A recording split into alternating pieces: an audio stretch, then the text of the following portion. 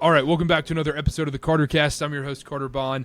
Today, we have Grant back, baby. Football's back, Big 12's back, BYU in the Big 12, Power 5 time. We're back, baby. We have football. It's August. The Jets are back. The Jets are Super Bowl darlings right now. We're on Hard Knocks. We got Zach Wilson playing football again. Didn't look so great at the Panthers training camp today, but we're talking Big 12 today. We're going to do our Big 12 preview like we've done on the past few conference episodes with Dylan and Connor. Today, it's just Grant and I. Back to the usual, back to the OG football crew. Grant, how have you been? Bro, I've been good, man. It feels good to be back. It feels good to be talking football again. Honestly, it's been rough not having football these past few months. The good thing about everything that's been going down is all the realignment news is kind of taken, the forefront of our minds off of like not having football. So it's been kind of cool. That and the transfer portal has kind of like filled that gap a little bit more. But even then, I'm ready to go, man. I'm ready to roll in football. Obviously, talking about all the stuff we're going to be talking about, but man, it feels good to be thinking about playing actual games again. That's the cool part. I know. It seems like the frustrating part is once you get to the beginning of August, you're like, oh, yeah, football's finally here. And then you realize, no, it's still like 3-4 weeks away, and the weeks become super long. And week 0 comes, and you're all excited. Oh, I get to see football on my TV. Notre Dame, Navy, FAU versus Ball Sack State. And you're like, okay, like you walk yourself into betting one of those games, and you never win those bets. Remember last year, Utah State, UConn? That was a disaster. That was a disaster. Those are like the two unbettable teams that are going at each other, and we had to pick one side. It was like the two movable forces of what you shouldn't bet on, and yet we decided to try and take a bet on anyways. That's how degenerate we became, even from the beginning. That's the desperate measures that you find yourself in when you have months and months of no football. You become a degenerate betting on anything you possibly can the second it comes out. Yeah, no, it was picking the lesser of two evils. But, okay, today's rundown, we're going to start off. We're going to talk conference realignment. We have to. Everything's going on. I know it's a preview show, talk football, but we got to talk conference realignment. Just so much craziness going on. We talked a little bit about it on the ACC show. That'll be coming out soon with Josh Graham, sports radio host from North Carolina. And then following that, we're going to talk about Texas, Oklahoma, the two top dogs in the conference. Every conference has the two top dogs. SEC, you have Georgia and Bama, and then in the ACC, you have Clemson, Florida State. We're going to talk Texas, Oklahoma, and then we're going to roll in, talk a little BYU. And I have a team, my favorite team in this conference, and it's not BYU. Shocker, it's not BYU. I can't wait to talk about them. But first, let's get into conference realignment. It's been insane. You check your phone last week, and you're like, wait, every time you scroll Twitter, you refresh Twitter, you're like, wait, new update from Brett McMurphy? Like, wait, Utah's joining, Arizona's joining, Arizona already applied, Arizona State's in, is UConn coming, is Gonzaga coming, is the ACC falling apart? What is happening right now? Conference realignment, now the dust has settled a little bit. There's still a lot more dominoes to come. Utah, Arizona, Arizona State, Colorado are now in the Big 12. What are your initial thoughts about those teams coming into the Big 12? Perfect fits. Like, to be honest, like they fit the Big 12 perfectly.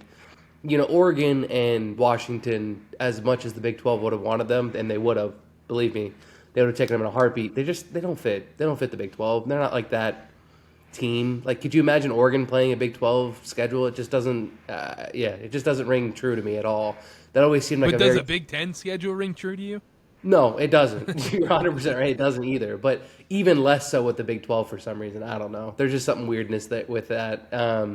But no, like those four schools seem like perfect fits. They obviously have natural rivalries tied in. So the cool thing, and I know we're going to talk about it a little bit with Texas and Oklahoma, but you're losing, through all this realignment process, you're losing a lot of natural rivalries, a lot of natural geography between conferences, which seems, like I said, hate it or love it, it's just the new reality of college football. It is what it is.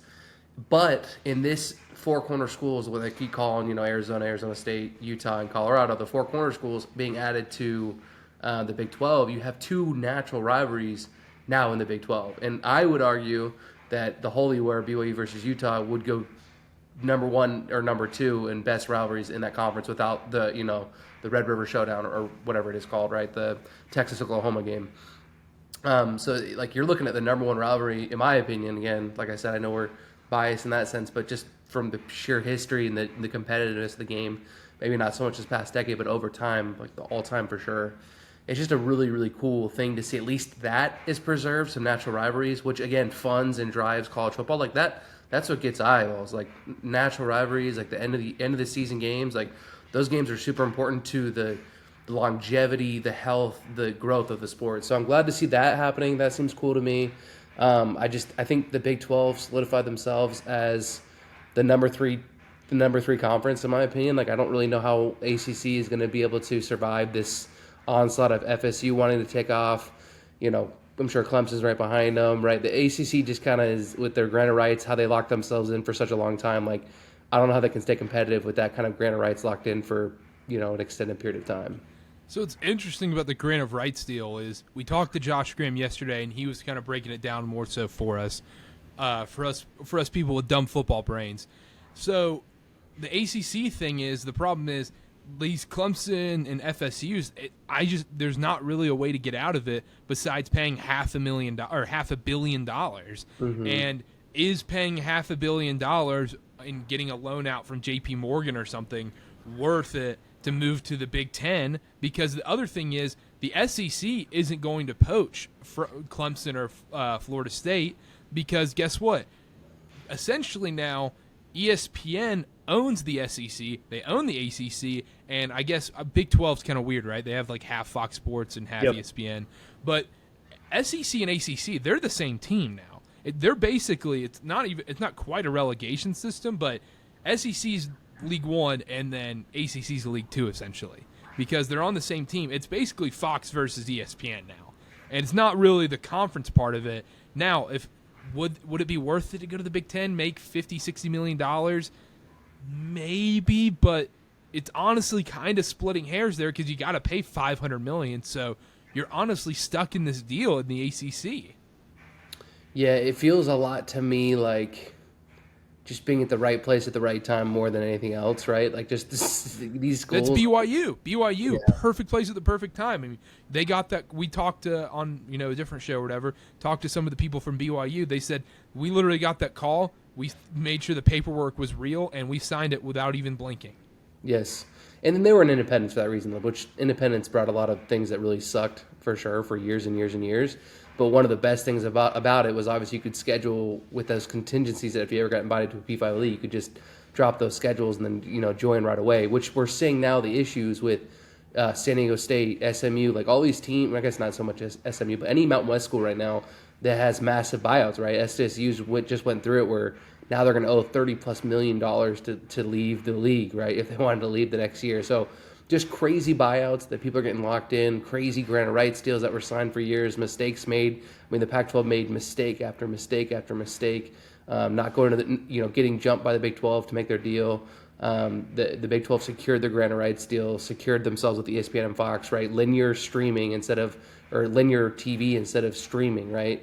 And then the Pac-12 tried to make the gamble on Apple, and the exposure wasn't there. Schools were not comfortable with that. Schools were not comfortable with guaranteed payouts either. Even if it had escalators to hit more, they didn't want to deal with that. They want schools have to work with a guaranteed budget right now. They can't be working with what ifs, right? So you need at least a base, and that media deal that the Big 12 signed was massive in getting the four corner schools, right? Massive in being able to take that chunk out of the Pac-12. And to be honest, like Brett Yormark is ruthless, man. Like it's kill or be killed right now. Like everyone has to position themselves the best they possibly can, because we're seeing now, like if you don't, you will get eaten and you will get passed up. Like that just is what it is. Like the best you can do is look out for your conference, look out for your member institutions, and position yourself the best you possibly can. Yeah, the Big 12. Interesting part about that one is, yes, you have like traveling from Provo, Utah, all the way down to Orlando sometimes, whatever.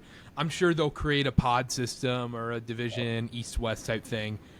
The advantage with the Big 12 is if you split it in half and do a division type thing for their non-football sports, that's a big advantage for those non-football sports. I know non-football doesn't bring in as much money, but that does help out those other sports where they don't have to travel as much. But then when you talk about like USC and UCLA having to travel all the way to New Jersey for a women's soccer game, it's insane. It's insane. It's almost like they didn't even look through the details. And there's going to come out with horror stories in the next year or so where it's like, oh yeah, girls soccer versus Rutgers gets canceled because they couldn't afford the flight. Like they don't want to pay for a chartered flight all the way there, or their Southwest flight got canceled. And I don't know if it's 100% true, but I saw somewhere on Twitter that basically Washington was basically stating that $10 million was going to be the added cost of travel for all their sports or something like that. Like $10 million. That seems low, honestly.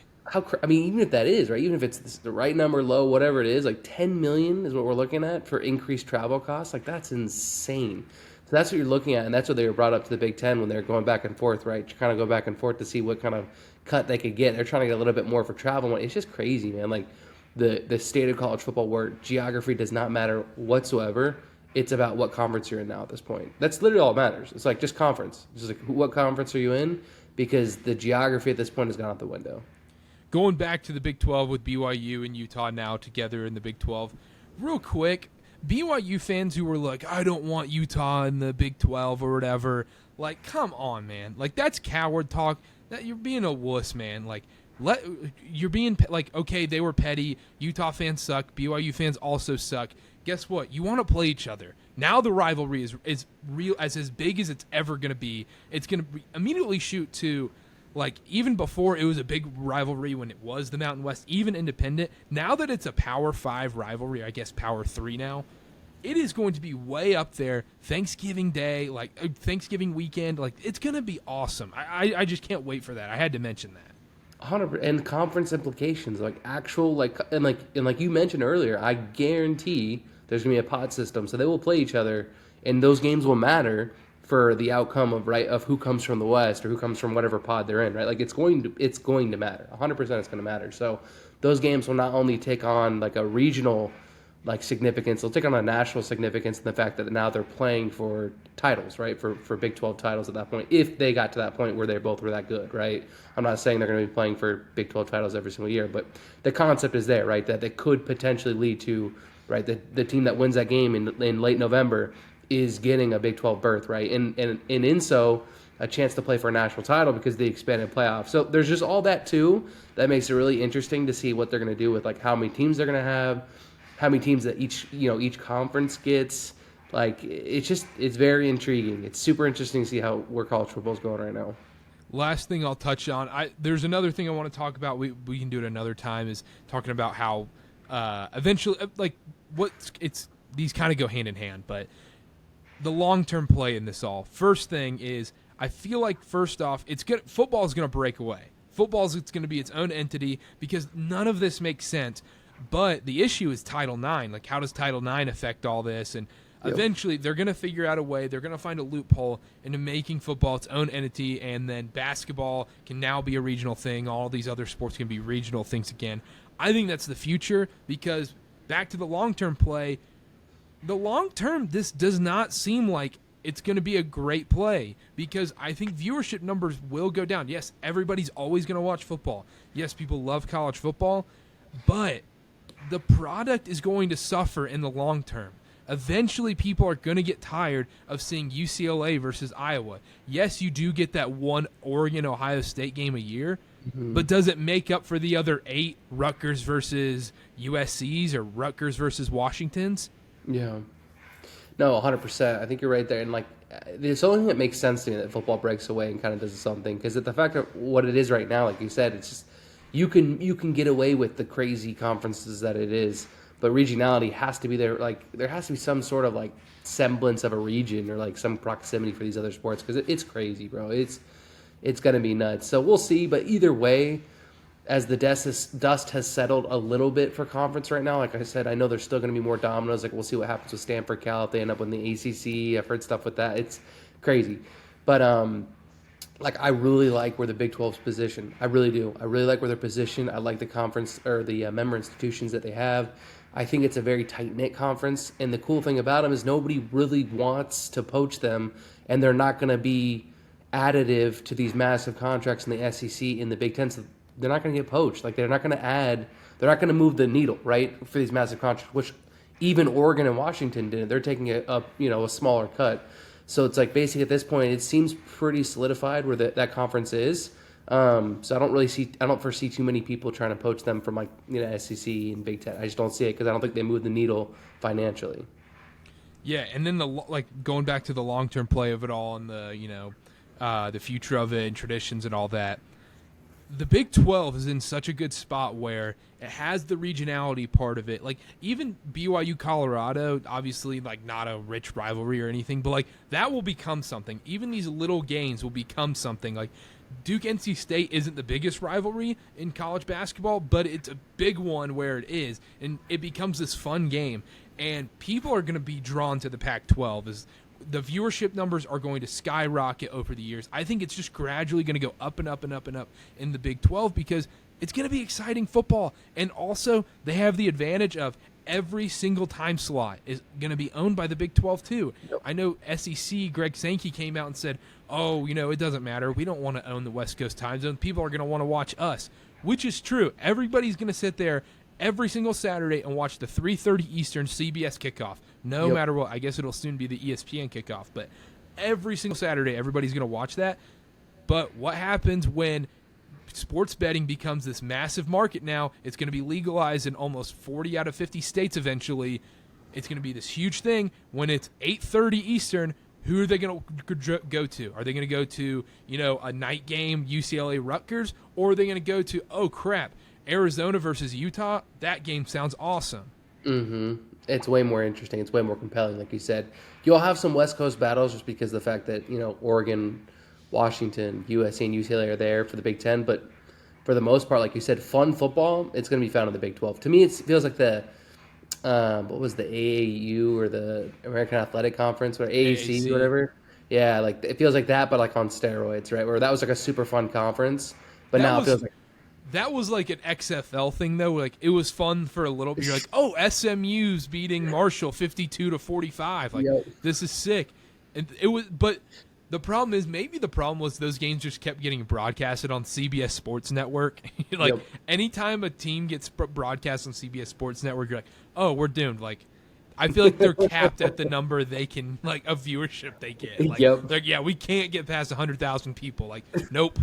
It'll shut this thing down. Yeah, no, 100%. So, I think we're there, but I do think it'll be, like you said, the most parity, the most fun conference, like top to. There are some really, really solid football. There's some really good football there in the Big 12, so it'll be fun. It'll be a fun conference. We'll beat up on each other, right? And like I said, I do think it'll draw a lot of eyeballs. I really do. Basketball, bro. Basketball with Arizona now.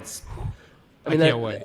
That's the craziest conference of all time, and I think Yormark's trying to shoot for the UConn maybe basketball only, and then Gonzaga basketball. If you do that, that conference is ridiculous. Yeah, what I don't understand though, if the ACC does fall apart, Duke has to be the play if you want to be a basketball conference because then you can get a cheap football school. They have a decent football program. Duke's going to be not bad this year. They went 9-4 last year, but you also get the premier basketball brand. Like they're going to get poached immediately. It'll be interesting, but I think eventually it's going to turn into this regional thing for the non-football sports, and they break away. But we've done too much time on conference realignment. Let's talk about football this year. Big 12 this year with Texas, Oklahoma still in it. The last year, I'm going to give you the odds to win the Big 12, and then we'll talk about some teams real quick. Texas plus 110. They are the favorite, massive favorite to win this conference. Oklahoma 4-1, Kansas State 5-1, Texas Tech 11-1. The national runner-up, TCU Horned Frogs, 17-1. Baylor, 17-1. UCF, 35-1. Oklahoma State, 40-1. Iowa State, 40-1. Kansas, 48-1. Cincinnati, 70-1. BYU, plus 10,000. And the rest are plus 10,000, and Houston plus 12,000. So, not looking good for the Cougs there. Yeah, it depends on how much Slovis hype you're buying into right now. Yeah, if that's possible, we'll find out. But let's start off with the favorite, the Texas Longhorns. It seems like this is the favorite every year, every single year, no matter what it is. Texas is back. Texas is back. Texas is back. We even last year tried to say Texas was back before the Alabama game, even after the Alabama game. Yeah. We're like, I think Texas might be back. Turns out they weren't back. This is the make or break year. I know we say that every time, but it seems like every third year is the make or break year for whether it's the coach, the quarterback. Sarkisian, this is it. Like, now's your time to prove it. If you don't prove it, you're out. It feels like that too because you're also entering the SEC the year after, right? So that's like you're entering into a stacked, and I'm talking stacked SEC, where not only are you entering where you're not the top dog by talent-wise in any means, you're going to be competitive for sure, talent-wise, of course, with the recruiting rankings, but like you're going where like the back-to-back national title has been in Georgia, and then also Alabama, which wins one like every other year, it feels like, or every other year, you know what I mean? Like that's the kind of conference you're heading into. So it's like if you can't win the Big 12, what makes you feel like you're going to win the SEC, right? Or even come across as like one of the division winners, right? Like that's the kind of vibe it kind of comes from. I don't know if that's the added pressure. It's like you got to try and win it before you leave. It's been so long since you won a Big 12 title anyways. So like we got to get one. Or it's just like you have so much talent. But I feel like every coach has had so much talent. So I feel like it's more that the pressure of like, look, you're entering a bigger and better league in the SEC, arguably the best of all time. So like if you can't win the Big 12, I don't really know what your future looks like in better competition in the SEC. 100%. I agree with all of that. Quinn Ewers staying healthy is the key this year. He's got to stay healthy. Yes, they have decent backups that can come in and, keep things afloat for a minute, but their win total's 9.5 games. You run through the schedule, obviously you have 2 gimmies early on. You have Rice and Wyoming, but week 2 at Alabama. That is a big, a lot of teams this year going into these first 2 weeks have a season-deciding game. Very rarely when they lose these early games do they bounce back and run 9 off in a row. It's usually you lose that early game that kind of dictates your season, whether it's a close loss or even a blowout. Those are huge, like LSU, FSU this year. Do you remember, I mentioned this on the SEC preview. Do you remember the SEC preview. Do you remember when we were in Vegas, Georgia versus Clemson? They played in Charlotte. It was 6-3 final. That propelled Georgia to go on that run that year and win the national title. Clemson deteriorated after that. Was Clemson already a bad team? Who's to say? But they went toe-to-toe with the national champion that year. So that's how important these early games are. LSU, FSU is that game this year. And Bama, Texas week 2 is so big for the Longhorns this season. Massive. And the Longhorns could have won that game very easily in Austin last year, right? Yes. We all remember that. They almost should have. They almost should have. And the cool thing about that is also sneaky, by the way. Texas first half plays for me last year was cash money. That was my go-to. So I have a soft spot for the Longhorns. They made me a lot of money last year. They were one of my really good college plays that I'd make. Because like you said, not everyone was up on the correct lines, I feel like, with them, especially first half plays for some reason. But in saying that, like you said, I do think that's a game-defining game. The only one I can think of that didn't let it ruin is Oregon with Bo Nix. They got destroyed by Georgia last year and then completely rattled off just a bunch of wins, right? Should have made a Pac-12 championship but lost to Oregon State, which let Utah get in, get sidetracked again. But no, I'm with you. I think that game is massive. I think they have a possibility with all this talent to go into Bama's house and try and pull it off. But that's such a big ask. Away in Tuscaloosa, that is crazy. Yeah, but I wouldn't be surprised either way because Bama has a lot of question marks rolling in. Who knows who their quarterback's going to be this year? I wouldn't be surprised no matter what that result is, but it is a massive, massive game for both teams. But when you roll into the Big 12 part of things, 9.5 seems like a lot for Texas. This team it feels 9-3, 10-2. Let's say they lose to Bama, they can only have one more slip up. Exactly. That's where I'm I don't know if I'd go for the over on that. Look, I love the Texas play. It feels like the most obvious, Sharpie type. I would never bet this just because the odds are so terrible. That to me is not a smart bet to take Texas to win the Big 12. There's no juice in that. And you're talking about winning a conference championship, which is so hard to predict any years, right? So why were you going to give yourself basically even odds at a conference championship? It just doesn't make sense to me. So I would never take the bet, just for those that are listening, if they think I'm hammering that bet. Obviously, it makes sense with the talent that's there, why they're there, why they are there.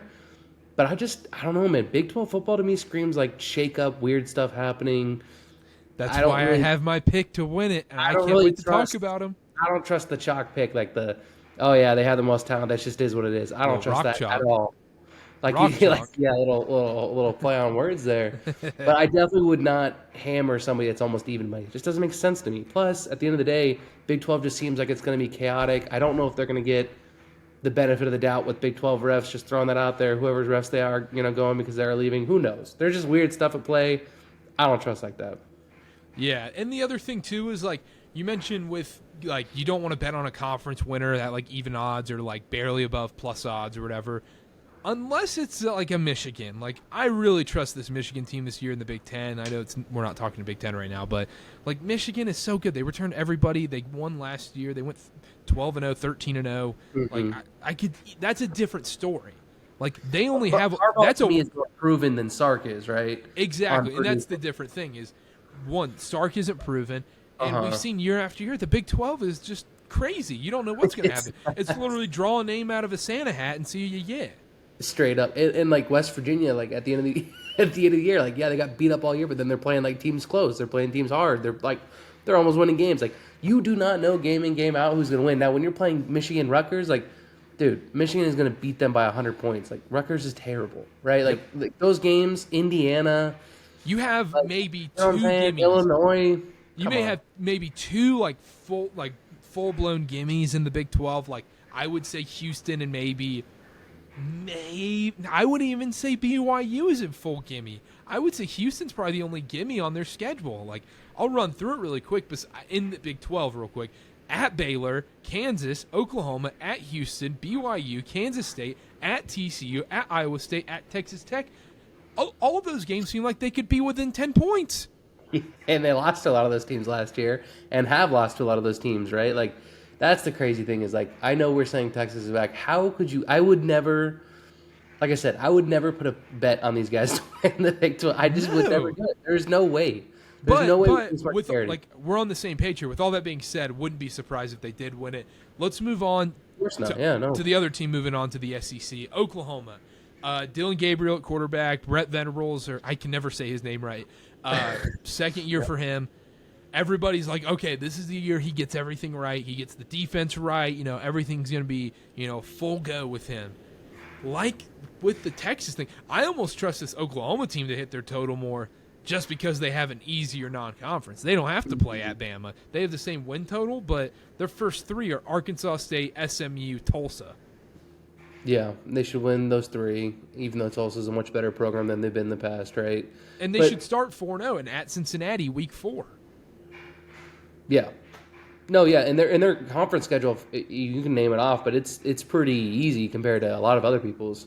Yeah, no, they have to go at Cincinnati, at UCF, at Kansas, at BYU. At BYU November, sneaky watch out. Like I know we're BYU fans, but you don't want to play Provo in the snow on a night game. You don't want to play them at night. We've talked about this, the difference between night games, day games, all that stuff, but there is some real actual data, hard data, fact-driven data that is sitting behind the fact of night games in Provo. You don't want to play them. Yeah, and the other thing, too, is let's say BYU's like 5-5 going into that game. They have nothing to lose. They're going to let it fly.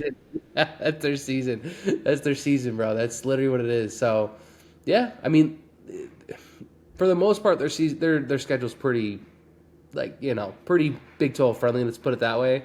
Like their away games are not like against the powerhouses at all. So that they're getting a lot of their teams that they're better teams at home, things like that. So it's interesting there. I just don't know if I trust Brett Venables that much. Like with what he did last year. I mean, I understand that. Do you trust any Big 12 team to get 10 wins? That's a good question. That's a good question. I mean, it's a fair question, right? Because we talk about the parity, we talk about that we feel like any given day, any school, if anyone's going to do it, obviously, I would trust the Bama game is what kills me with Texas. Like you said, that's what kills me. Because otherwise I'd be like, yeah, I trust them to get to 10 wins. It's the Bama game. Because that's like, to me, that's a hard ask. That's a hard ask to do that and then win 10 games. So I don't know. I'd probably err on the side of like, no, just because I feel like there's going to be a little bit of parity there. Or maybe like, Kansas State again, like, freaks somebody out and like goes to 10 wins again, or somebody else. So yes, I just don't think it's going to be the top 2 teams that we think it is. I think it's going to be somebody else. All right, well, let's talk about that somebody else real quick. Last thing on Oklahoma real quick. I don't have anything on them. I'm going to stay away. That's a full blown stay away. Like if it was 8.5, I would hammer the over. I think 9-3 is like a safe pick. 10-2, I just don't feel comfortable putting money behind. Yeah, no, that makes sense. But the rest of the Big 12, we have our Kansas States, we have our Texas Techs, we have our Oklahoma States, we have our TCUs. They're the media favorite. Media loves TCU after last year. Baylor, but the Kansas Jayhawks, baby, the Kansas Jayhawks are my team going into the Big 12. Rock, chalk, Kansas, baby. I cannot wait for the Jayhawks this season. Let's talk about this real quick. Their win total is 6 right now. Some places it's 5.5. It's juiced at 5.5, 6 or 6.5. I like it at any of those numbers. Let's go back to last season. They had one of the worst defenses in college football. There's no denying that. Jalen Daniels, quarterback, he only played a little over half the season last year, and they had to use a backup quarterback. They returned their running back, Devin Neal. Both their quarterbacks returned, the backup being, who's also a good backup if Jalen Daniels goes down. They're number 2 in returning production. They also bring a ton of transfers to the the defense and the offensive line. Let's go through the Kansas Jayhawks of last season. They were projected to win 2 games. 2 games last season, and let's get this schedule pulled up real quick here. All right. They won their first game blowout, Tennessee Tech. They beat West Virginia 55-42. Kansas beat Houston 48-30. They beat a good Duke team 35-27. They start off 4-0. They beat Iowa State 14-11. They barely lost to TCU. Do you remember that game, that TCU game? TCU was always hanging on the edge all year. Everyone. They barely lost to TCU. They barely lost to Oklahoma 52-42. Baylor, and that's when Jalen Daniels goes down, and then he's out. He comes back in, not 100%. They beat Oklahoma State. They lose to Texas Tech, get destroyed by Texas, lose to Kansas State. The season's kind of washed there. They only lost by 2 in the bowl game to Arkansas. Last season, you go 6-7. You go 6-7, and you're telling me they're not going to be better this year with an easier non-conference? Let's run through the non-conference real quick. Let's run through the schedule. Missouri State, dub. Illinois, losing most of their defense, lost their quarterback, lost their star corner, Devin Witherspoon, dub, at home. At Nevada. Nevada's ranked, they're picked to finish 3rd to last in the Mountain West, win. Home BYU is going to be the biggest game of the season for Kansas right there. That determines if they can get to that 7-8 win mark because they have to beat BYU at home. They're seen as somewhat equals. As if someone who is a huge BYU fan, it pains me to say this, Kansas is going to have those BYU Cougars walk in to Lawrence, Kansas, and get destroyed. They can't handle a dual threat quarterback like Jalen Daniels. That defense is going to get whooped. They're going to have 2 softies against Southern Utah and Sam Houston State. Then when they walk into Kansas, they're going to have their eyes open and be like, what the crap? This is Big 12 football? We're in trouble now. 4-0 right there for the Kansas Jayhawks. All they have to do is win 2 games, and it's at least a push if you get it at 6. Some places 5.5. At Texas, that one's going to be interesting because you look at that Saturday. No, they're not going to win that game. Absolutely not. They're not going to win that game. They're going to get killed, but it's going to be that classic college game day game where Kansas's ranking is overinflated. So is Texas if they beat Alabama. Texas is going to be number 4 in the country. It's going to be 4 versus 14. ESPN, college game day against Kansas. We finally get to showcase Kansas, and they lose by 40 points with Kirk Herbstreit on the call. I think that's going to happen. But then they play UCF, then at Oklahoma State, tough game. End of the schedule, it's not easy, but at Iowa State, you got at Cincinnati. Those are very winnable games. Rivalry game against Kansas State. They lose Deuce Vaughn. They lose some guys from last year. Will Howard does return, but that's a winnable game. Texas Tech, that's going to be a tough one. I probably wouldn't pick them to beat Texas Tech, but it is at home. I see 8 wins on this schedule, and you mentioned the Big 12 is a disaster right now. You never know what you're going to get in the Big 12. It's like a box of chocolates. Shout out Forrest Gump. Kansas is 48-1 to win the Big 12. I love that's worth a $5 sprinkle. That's worth a McDonald's ice cream cone bet right there. 100%. I'm with you there. I don't know if I'm going to put too much on it, but I will sprinkle that all day with you. Just I'm not crazy high as the defense can only get better. That's the problem. Is like, look, without sustained defensive actual support, bro, like the fact of trying to win a championship or get to a championship is going to be extremely hard. But plus, that's why that's only a sprinkle. But the win total is where, that's where the like the win total. That's where the big nuts are at. I'm with you there. I like that. It's just, man.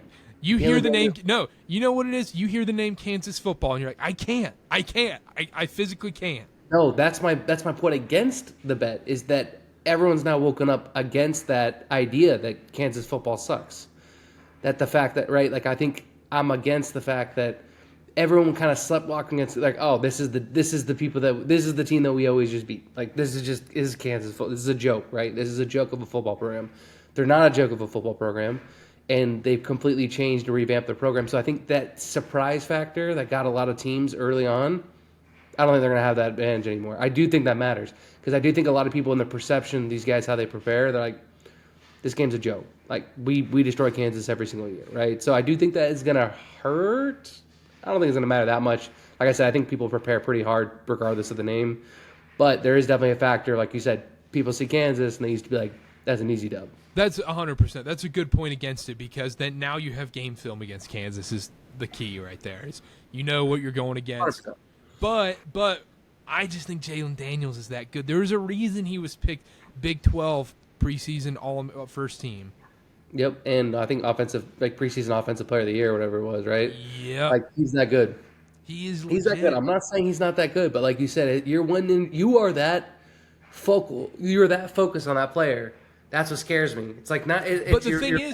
But the thing is, think about last season. They went 6-7. He missed almost half their games, and they still won 6 games with their backup, who was also there this year as well. So if something happens to him, they're not in bad hands. They're not in bad hands, but they're not the same team, right? That one player. Not the same, but they can make it work, especially as long as he's healthy the first 4 games. That's all you really need him for, to get through those first 4 games. Because you can win 2 out of the last 8. That's true. It's just those are the kind of teams that scare me, right? The teams that can't sustain injuries to their star players. Like the reason why Alabama's what it is, Georgia's what it is because their number one guy goes down. Stetson Bennett, the milkman or whatever his name was, right? Like he can come in and win a national title for you, right? When all these 5-star, QBs that they had recruited never panned out or got hurt or whatever the situation was, right? Like they could literally plug and play an actual walk-on and win back-to-back national titles. And I'm not saying Stetson, obviously he's playing in the league. He's not untalented. It's not what I'm saying. But you get the point. It's like they're that talented around the core that it's like injuries do not matter or specific players not panning out like they're supposed to does not matter as much as these other schools. So like you are riding on the fact of like you're betting big time on health. You're betting big time on no weird injuries. You're betting big time on those kind of things. That's the only thing I would, bring up with those kind of plays. But I love it. I do think, like I said, Kansas is one of those teams. Even now, they're still kind of like they're respected, but not crazy respected. They're just kind of there. Yeah, but like I think you did bring up a good point about how Kansas now they have game film. It's a huge thing. That's why the sophomore slump is a thing in sports. Let's talk about the BYU Cougars real quick. First season in the Big 12. Keaton Slovis from Pitt coming in at quarterback. They lose Jaron Hall. They lose Puka Nacua. So a lot of new faces on both sides of the ball. Jay Hill, defensive coordinator, coming in. Last year's defense, awful. A lot of titty pushers. On the D line. A lot of titty pushers. Gave up almost 30 points per game last season. Ranked about 97th in the country in overall defense. Ranked 122nd out of 131 teams in third down defense. And they ranked 130th out of 131 in team sacks. So 0 pressure.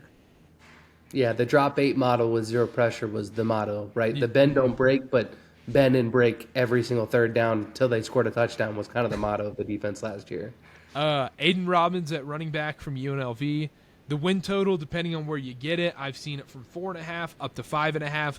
4.5 is juiced. 5.5 is decently plus odds. I've seen it like plus 160 at some places. Mm-hmm. Let's say it's around 5. Let's be safe and say 5 wins Yep. for BYU.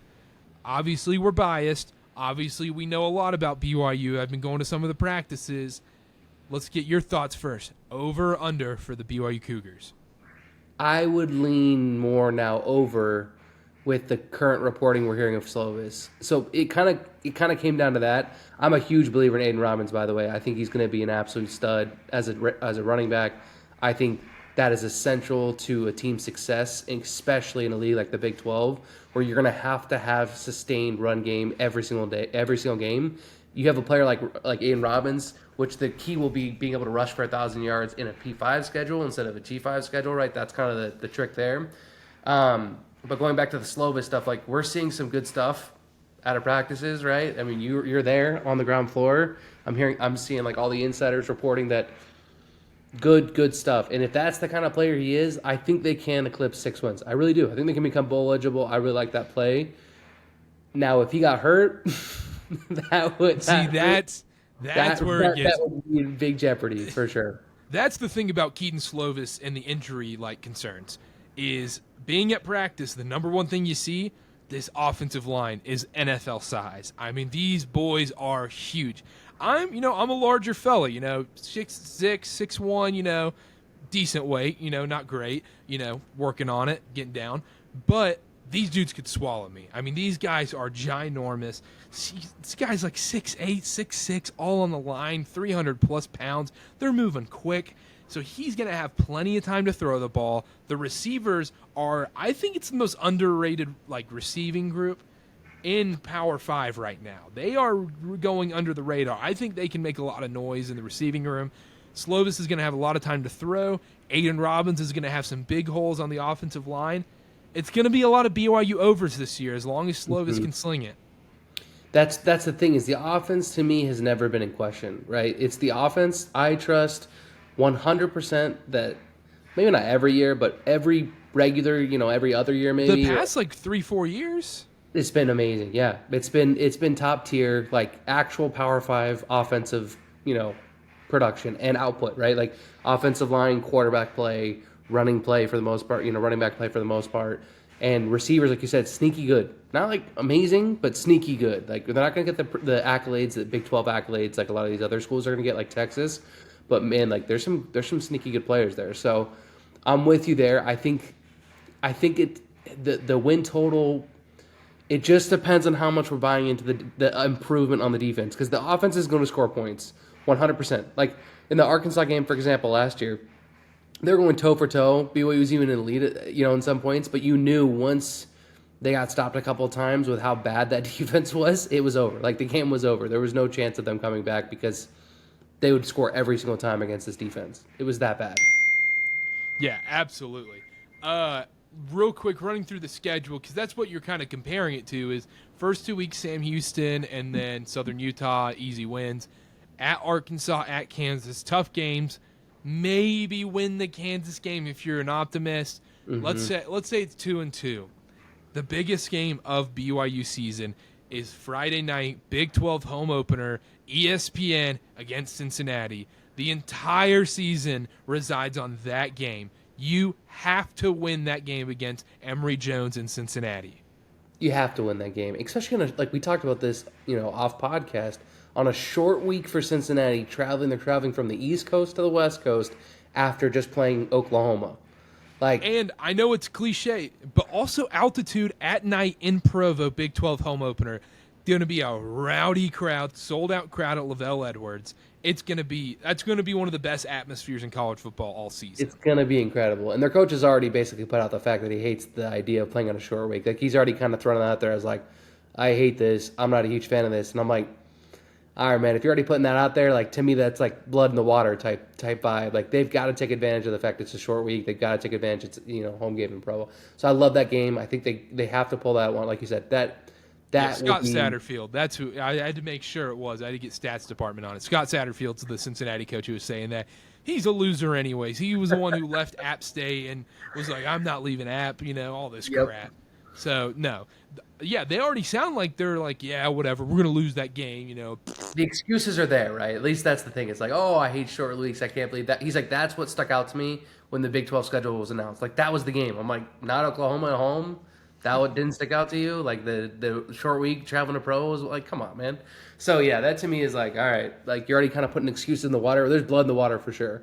They got to take care of business at home this year. If they don't take care of business at home, obviously that the over's not hitting. But I think they can, even against, like, we'll talk about the Oklahoma game a little bit. But like they've got some fun matchups at home, and they've just got to sneak away a couple, whether it be Kansas, whether it be West Virginia, whether it be TCU, Texas, one of these games, Oklahoma State, whatever it is, they've got to sneak some of these wins away to be able to hit that total, because you can't just rely everything on home. You got to sneak a couple away. Grant, we're going to the Texas game. You know that means it's an automatic loss. Yeah, I definitely feel that. I'm not expecting anything else. I'm expecting the fact that, like, we won't play Texas in who knows how long. Like, yeah, and you got to go to Austin. Yeah, unless it's a major bowl, like, we're not playing Texas in who knows how long. So it'll be a fun game to go to. We got to see it. Probably will lose that one, but we're gonna be there. It'll be fun. It'll be fun. There's no expectations going in. The worst part is, like, what if BYU is good and they're like 5-2 going to that game? They look good, and then they just get blown out. Then it's just going to be actually even worse. But it's like the FSU in 2009 or whatever it was, right? Like, just stuff like that. TCU almost every year that they're good in the Mountain West. I mean, I like BYU. I like BYU at 5 wins. If you get it at 4.5, I would hammer that. I think it's a hammer play. 5.5. It's like a 1-unit play. Like, it's like you put your average unit on it. It's not something you hammer. 5-6 feels very right for BYU. I think they can sneak 6 wins. I think they can become bowl eligible this year. I do think that's a possibility. Like I said, they have the pieces on offense. The offense is going to be solid. Like, the offense is going to score points. It's just whether or not the defense can handle their business. And we don't know how much of a difference coaching is going to make with the same players basically 1 year removed from one of the worst defenses in college football. We'll see. We'll see what J Hill can do. I'm optimistic that he can turn around and like, with a little bit more aggressive nature and a little bit more fundamental football and being able to tackle, that would be nice to have players tackle people in space. That'd be kind of cool. If we could see that, some form tackling, some maybe aggressive, one sack or like a pressure a game, a couple pressures, right? I'm not even asking for sacks at this point. I want hands in like the face of the quarterback, right? Just like having him have to throw maybe a deflection. That would be sick. Anything. I would take literally any amount of pressure you can give me based on what we've seen, because before it literally was third down was a guarantee. It did not matter because it would be drop 8 100%. So the quarterback knew he had all day to throw and would just wait for whatever drag route he had coming out of the, from his tight end or from his, X receiver or whatever it was. Like, just sit there as guys are guarding space, guarding grass instead of any players. And like, they would it's automatic first down. It was infuriating. So we'll see. We'll see what kind of difference they have made there. But like I said, optimistic. I think bowl game is definitely the goal in year one of the Big 12. I don't think there should be that crazy of aspirations for a first-year Power 5 team coming from, Independence. No shot, no. Let's move on from BYU real quick. Talk about a couple other teams real quick, and then we'll get out of here real quick. Kansas State, they're an interesting case here because Will Howard does return. I think a lot of people are going to be low on them because they lose Deuce Vaughn, they lose a lot of guys, but they are the Big 12 champs. People forget this. Like, they won the freaking Big 12 last year. They have an easy start of the season. They have Southeastern Missouri and Troy. At Missouri's a tough game. Missouri's an under the radar team that could be good. Yep. But transfer from FSU, Trayshawn Ward at running back. But that's another thing. Like, these Big 12, you have to just like you just have to do your research, do your prep, see the teams you like, and you just have to fall in love with that one team. That one team in the Big 12 where you're like, I'm going to hitch my wagon to them. Because, look, some of these 7.5 win totals, Kansas State 7.5 wins, Texas Tech 7.5 wins, TCU 7.5 wins, Baylor 7.5 wins, UCF 6.5, Oklahoma State 6.5. Like, some of those teams are going to be bad. Like, yes. They're not going to even get close to that. And one of these teams is going to overachieve like crazy and be 11-1, 10-2. That's just the Big 12. That's what happened last year with Baylor, right? So 2 years ago, they were predicted eighth, win the Big 12. A year later, they were predicted super high to have a terrible season. It's just, you don't know, man. Like, you don't know how teams are going to react. You don't know how teams are going to gel. And when you have as much parity as you do in the Big 12, if you don't gel in the right time, if you're injury prone at the wrong time, like, you're going to start dropping games like crazy because any team can beat you on every given like weekend. So Kansas State is one of my teams that I'm going to be watching for. I do like them. I like them. You know, like I said, like I like the fact that they have a returning production quarterback.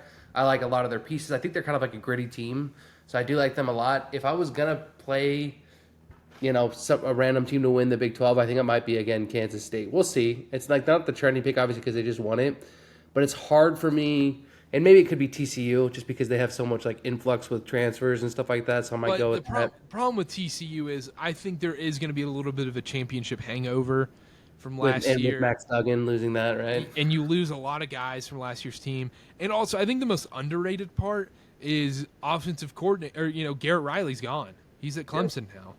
Yeah, that's what I'm saying. The gelling factor, the continuity factor is a massive thing in college football. Plus, there were so many games at TCU where they could have lost. Basically, every game it felt like they could have lost the game, but they somehow pulled it out. So you never know who's going to be that team who's going to be able to finish the games this year. The Kansas play's fun. I like that one a lot. I think that's a fun one to put out there. TCU ranks 118th in returning production. They're hoping the transfers, right? They're hoping the transfers. Yeah, but that's the thing. I don't want to hitch my wagon to a team of transfers. So that's the other problem. Yeah. Kansas State is one you look out for. I think they're going to have some overinflated betting lines early in the season. I'm going to stay away from their win total just because they feel a little 8-4, 7-5. Like Vegas gets these things right. There's a reason why they have massive casinos. I wanted to keep an eye on Kansas. If they lose early to that Missouri game, then I'll bet individual games. But I'll stay away from that. TCU, I would almost bet they're under, but their non-conference is so bad. They play Colorado, Nickel State. You don't like that game? You don't think that game's going to be interesting, Colorado? No. You didn't hear? Okay, I don't know if you heard this, but Urban Meyer said he was at practice and he was impressed with the boys that they have at Colorado. He said they've got a good team. Now he said they don't have depth. But we haven't done our Pac-12 preview with Brian yet, but I will say Colorado. The last Pac-12 preview ever. We'll do a funeral for it. Colorado's getting the most money. They're getting the most money on their overs at 3.5 wins. That's what kind of scares me. I just kind of want to stay away from that. That's it. If that's gonna hit, I feel like they lose. Or it's gonna sound weird, but they lose early and then under the radar just knock off teams who think they're dead. Yeah. Other thing, back to Kansas real quick. They're the most bet under team, which makes me feel great. Yeah, that does make me feel better about the play. Then, like we said, we like to fade the public a lot on this podcast. And then real quick, Texas Tech. That's the 7.5 team I'm going to bet. I'm going to bet on Texas Tech over 7.5 wins. I know they're getting quite a bit of love right now. I like their quarterback, Blake Schuff. I like Joey McGuire. He's a great coach. They're a fun team. They're a fun team. They can sling it. But they do have to play Oregon. That does hurt a little bit. But the beginning of the schedule is pretty friendly. Wyoming, Oregon loss, Tarleton State, West Virginia, Houston. That should be 4-1. Mm-hmm. Then you got to go. Then you got to win. You got to win 4 games, and then you got to win 4 games. Kansas State at BYU, home TCU, at Kansas, home UCF, at Texas. I see 3-4 more wins in there at minimum. And so I spent a lot of time. Well, not a lot of time, but I spent a whole year in West Texas. So I definitely have love for Texas Tech for sure. So they're one of those teams that I'm going to always be rooting for. I have a massive love for Texas Tech and their university. They're fun. They are fun. I just don't know if they're there yet with the horses that they have, right? The players that they have to be able to compete at that level. We'll see, right? That they're kind of like the trendy dark horse pick. They really are. That's what I don't like. They're trendy. They're trendy. They are very trendy. That was all the talk, right? The Big 12 media days was like how much Texas Tech could actually surprise people, all this stuff. And I'm like, so they're not going to surprise people because everyone's talking about them. So everyone kind of knows who they are. It's just, do they have the type of, they have speed, they have really fun, firework type players, but like, do they have like the dogs in the trenches to really, really be able to compete for a championship, right? I think that's kind of the question. Yeah, I think that's fair. They ranked 9th in red zone defense last year, so Their D line is legit. Like they have legit defensive and that's line. rare in the Big 12. So Yeah. I don't know their penalty yards. Shout out Dylan. I don't know their penalty yards per game. So That's a huge factor here in the Karter test. yeah, we have to know every team's penalty yardage per game. I'm going to steamroll through these the rest of these teams real quick, and then we'll get out of here. Baylor. I don't have much on Baylor. They seem 7-5. Their win total 7.5. That it's just a stay away for me. They're a team that could, if they went 9-3, wouldn't be surprised. If they went 3-9, wouldn't be surprised. That's a lot of the Big 12. Isn't that Utah game going to be super fun to watch too? Utah at Waco. Week 2. You know what I don't like about that? It's an 11 a.m. Central kickoff. Oh, bro, I'm telling you, that Waco game is different. Baylor plays very different at home than they do away. I think there's just stats. I don't know. Someone who's a Baylor fan, I'm sure, would be able to know. But only if Charlie Brewer was playing. I think they play really well at home, and I don't think they play that great away. Like, I think that's just kind of how they've been. I don't know if they've been like that the entire time. Hey, let's keep that in the tickler file for the Week 2 college football show. There we go. I love it. Let's keep that there. I don't really have anything on Baylor much to add. UCF, they're another one. Like, you could talk yourself into UCF big time, but like I'm not going to do it. Myself into that. There's no way I'm talking myself into UCF winning the conference championship. No, not winning it, but like talking yourself into 8 wins or something like that. Oh, like, yeah, win total. I could see it.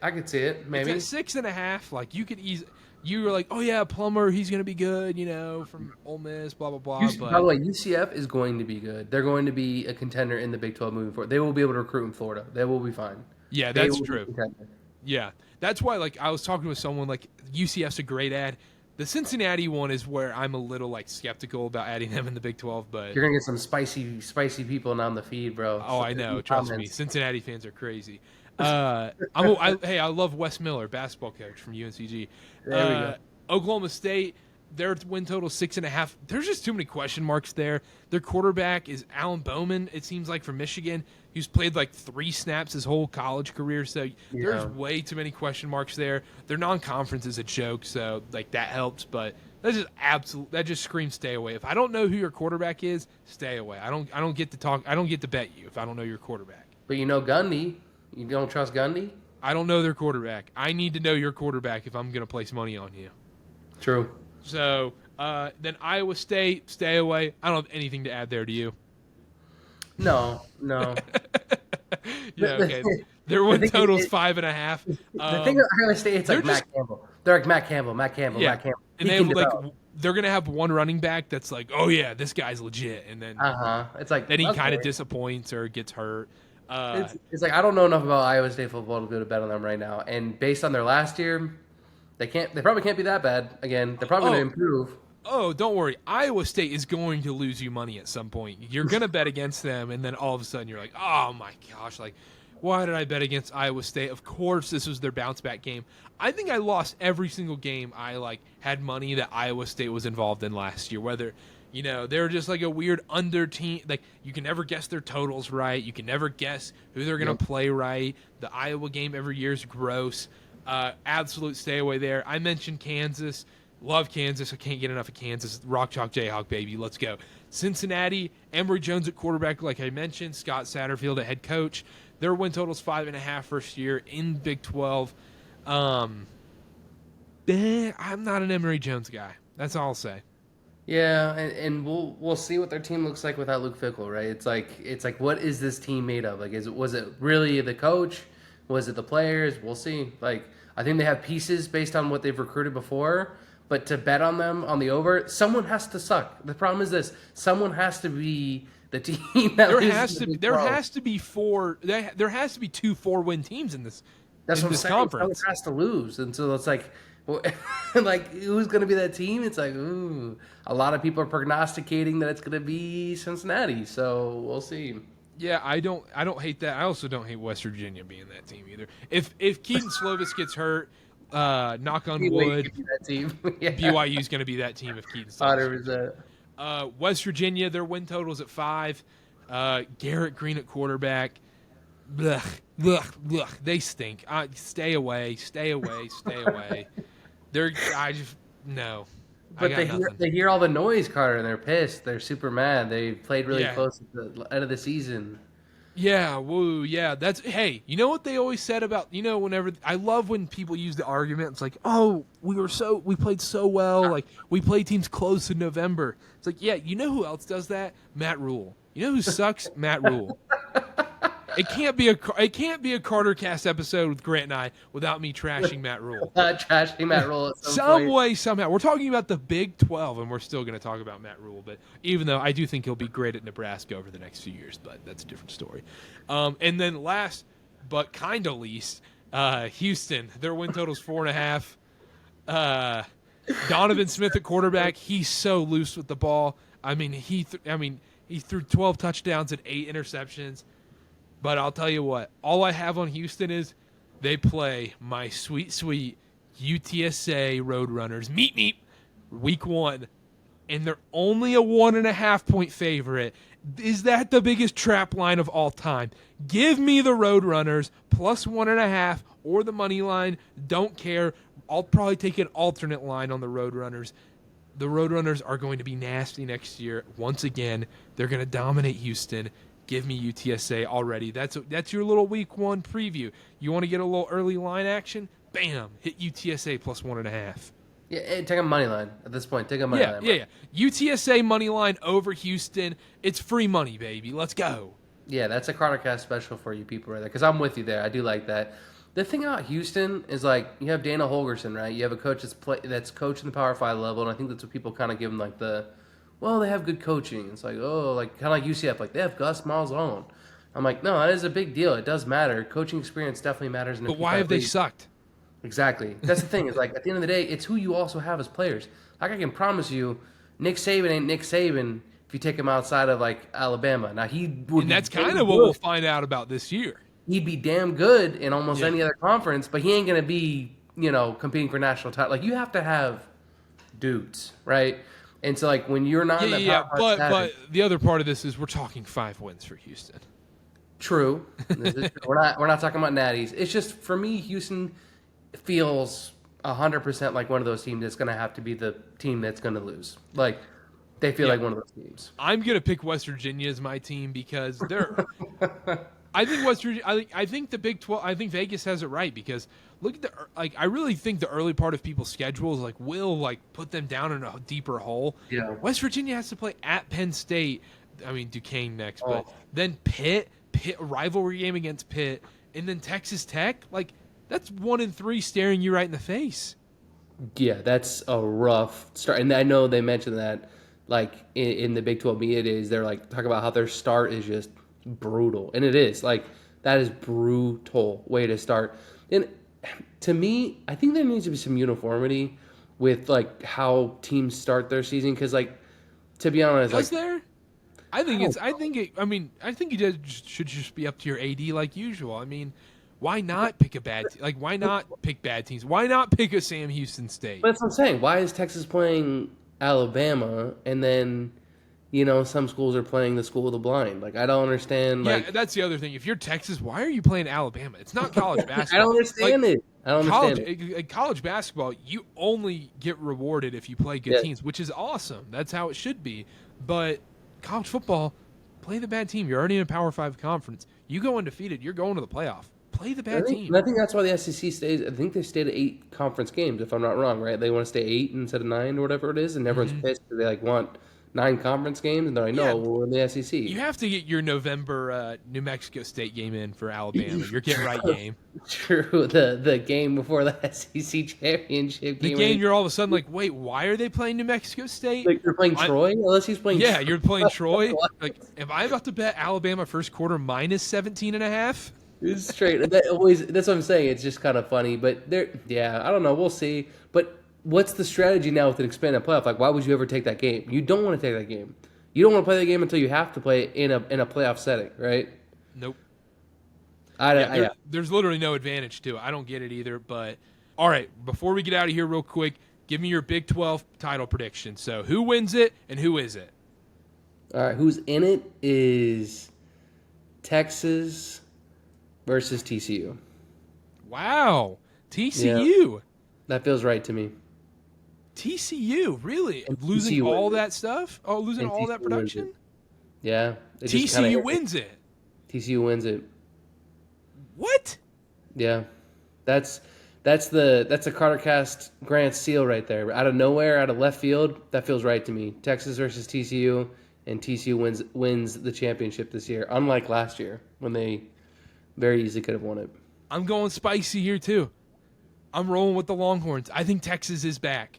Texas is back, so we're going a little chalk there, but we're staying chalk. We're going rock, chalk, Jayhawk, baby. The Kansas Jayhawks versus the Texas Longhorns in the Big 12 title game. Texas is going to win by 1,000, but the Kansas Jayhawks will be in the Big 12 title game. Jalen Daniels is going to run for 3,000 yards this season. He's going to throw for 3,000 yards, throw 400 touchdowns. Kansas is back, baby. Kansas, I mean, Kansas. They're already putting out stuff. It feels like 07 again. Yeah, no, they're hyped. Let's just put it that way. They are hyped, bro. In fact, when the Big 12 media says, like, we're starting to sell out, like, basically, like, there are people coming to the games. Like, it's crazy. Like, it's an actual... We sold 10 tickets. This is We're awesome. a Power 5 program. Like, we forgot that for the past, whoever knows how long. We forgot we even played football. So, no, man, I love it, bro. I'd rather tune into your game than my game. But, yeah, it's hard for me to envision Kansas being in a Big 12. It's just hard. I can't do it. Kansas versus Texas in the Big 12 title game, and then Texas is going to win it. Texas is back. Sarkisian's legit. Quinn Ewers is legit. That's our Big 12 predictions. We'll be back. Grant, you'll be back football season. We'll do previews coming up soon with the NFL. I can't wait to talk about the Jets, man. Can't wait. I mean, Hard Knocks, Jets. I mean, they real quick on the Jets. There's one thing there, and that's the offensive line, and every other question is answered. That's the thing. O-line is a problem. In fact, like you said, the reports from camp today, I know they're going to get a little in the woods here, but they can't block for Rodgers. And if you can't block for Rodgers... Whoa. They were going against the Panthers, who have the sneaky best defense in the NFL, who are going to win the Super Bowl this season with Bryce Young. The Savior has come to Carolina. Charlotte is returned. We're going to have... Oh, it feels like 2015 all over again, baby. The Panthers are back, dude. Keep pounding, Grant. You got to keep pounding. Hashtag keep pounding. I agree with you. I'm always trying to keep Panthers are back. I know. You're always there. You're always there. I'm always there trying to keep pounding. We're Michigan men. We're Jets, go Jets, But anyhow, we'll be back. NFL previews. We still have our Pac-12 preview, and we already recorded the ACC preview. That'll be up very soon with Josh Graham and Connor and I. That was a great episode. That went about 30 minutes. Make sure to follow us all on social media in the episode description below at CarterCast on everything, cartercast.com. And subscribe to the YouTube. Do what you can to do to help out. Follow us on Twitter. Thank you so much for listening. And we'll see y'all next time.